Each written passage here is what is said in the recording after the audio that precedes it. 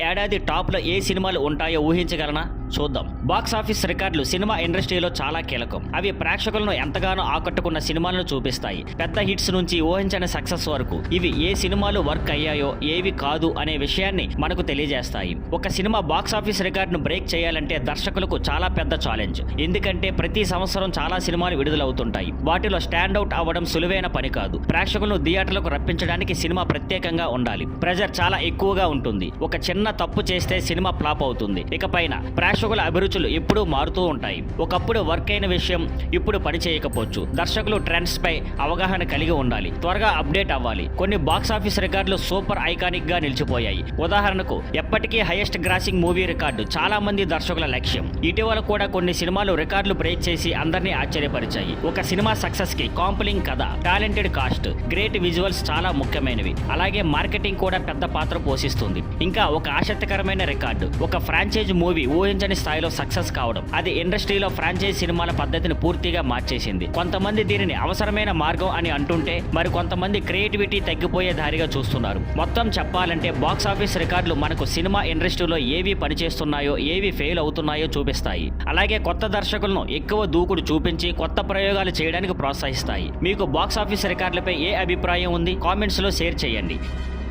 Thank you for watching. Please like, share and subscribe.